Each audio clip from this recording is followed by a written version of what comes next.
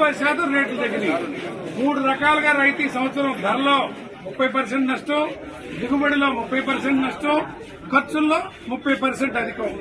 కాబట్టి ఈ సంవత్సరం నిరుడు ధర వస్తే అసలు అవుతాం, లేకపోతే ఎంత నష్టపోతామో తెలీదు.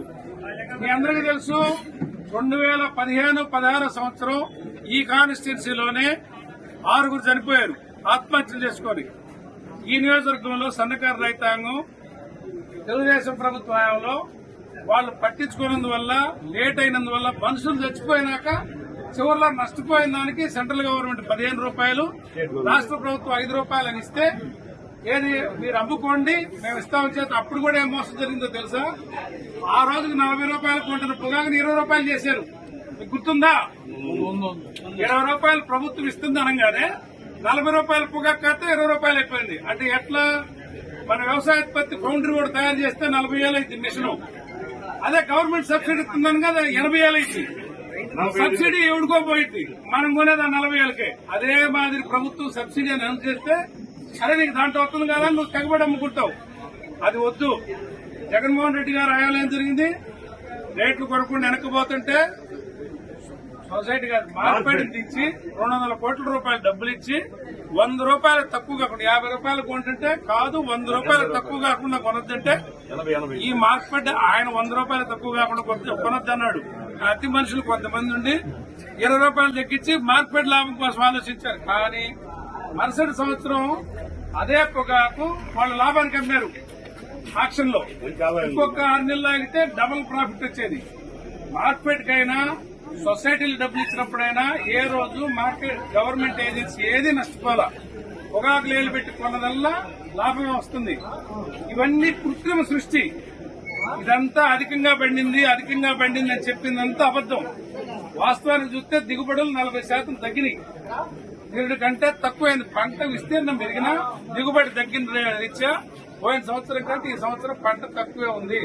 కానీ ఈ బోర్డు అధికారులు అత్యుత్సాహంగా ఇంత వేశారు అని చెప్పి పొగాకు ఎక్కువైందని తప్పుడు నివేదికలు అప్లోడ్ చేసి ప్రపంచానికి తప్పుడు నివేదికలు ఇచ్చారు ఈ బోర్డు అధికారులు. వీళ్ళేంది అధికారులు బతిలాడి కొనిస్తారట ఎవరు వ్యాపారస్తులు. వీళ్ళు బతిలాడితే వ్యాపారస్తులు ఎందుకు కొంటారు? మార్కెట్ లో పోటీ వస్తే కొంటారు. పొగాకు ప్రభుత్వం కొంత పక్క తీసుకెళ్తుందంటే కొంటారు. ఎందుకంటే ప్రభుత్వం పక్క తీసుకెళ్తే వీళ్ళకి ఇస్తుందని గ్యారెంటీ లేదు కదా. టెండర్లు పెడితే విదేశీయులు రావచ్చు, ఎవరైనా రావచ్చు. అప్పుడు ఎవరు కొంటారు తెలియదు కాబట్టి రాలేదు. ఇప్పుడేంటి పొగాకు ఉన్నదాన్ని నీ వాటా ఎంత, నా వాటా ఎంత, తలకాసు కొనుక్కుందాం, తగ్గించి కొనుక్కుందాం. వీరుడు మనం పెద్ద మిగలలేదు, రైతులు లాభపడ్డారు.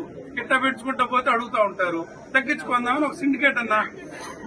కాబట్టి ఈ సంవత్సరం సరే మనం మరుసటి సంవత్సరం కంటే తర్వాత ఈ సంవత్సరం రైతులు నష్టపోకుండా బయటపడాలంటే మార్కెట్ ద్వారా రాష్ట్ర ప్రభుత్వం ఎంటర్ అయ్యి 30% కొనిస్తే వాళ్ళకి అమ్ముడు పోలేదనుకో మనకు వచ్చేది ఏం మాకండి అని చెబితే మనం వేయకుండా ఉంటాం. ఆ పొగాకు వాళ్ళు వచ్చే డిమాండ్ అమ్ముకోమనండి. కానీ ఇప్పుడు బయటపడాలి కదా. రైతులు ఆత్మహత్య చేసుకుని అప్పుల పాలైతే మనం ₹1 మిగిలితే పిల్లల చదువులు కనో దానికో కుటుంబ అవసరాలకు ఉపయోగపడుతుంది తప్ప కోటీశ్వరులు గారు. అదే నష్టం వస్తే 10 లక్షలు, బ్యాన్ 10 లక్షలు నష్టం వస్తే ఏమవుద్ది? 4 బ్యాన్లు వేసినట్టు ఆత్మహత్య చేసుకోవాల్సి వస్తుంది. జరిగింది అదే పోయిన ప్రభుత్వాల్లో, పోయిన తెలుగుదేశం ప్రభుత్వంలో. అటువంటి పునరావృతం అయితే ఈ ప్రభుత్వం బాధ్యత తీసుకోవాల్సి వస్తుందని మనం ముందుగానే హెచ్చరిద్దాం. మీరందరూ నిలబడితే ప్రభుత్వానికి వ్యతిరేకంగా పోరాడి మార్కెట్ రంగంలో దించుదాం. మొన్న స్వామి గారు ఒంగోలు వచ్చాడు. మేము 2-3 సార్లు మాట్లాడజాగాక ఒంగోలు వచ్చాడు. పాప మంచిది, చొరవ చూపించింది, మేము ముందుకు వస్తామన్నాడు. మా ప్రభుత్వంలో కొనలేదన్నాడు. ఆయనకు తెలుసో తెలీదో మరి మా ప్రభుత్వంలో కొన్నాం, మీరే ఎప్పుడు కొనలా. అది అర్థం చేసుకోవాలి.